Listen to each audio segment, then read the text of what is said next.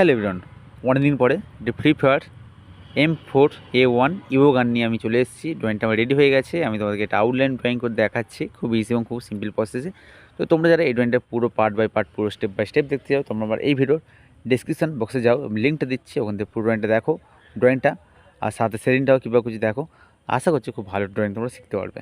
আর যদি ভালো লাগে অবশ্যই লাইক করতে ভুলবে না ফ্রেন্ডস। লাইক খুব কম করো, তুমি লাইকটা করো, সাথে সাবস্ক্রাইবও করো, যাতে আরও ভালো ড্রয়িং তোমার জন্য নিয়ে আসতে পারি। ওকে ফ্রেন্ডস, দেখতে থাকুন।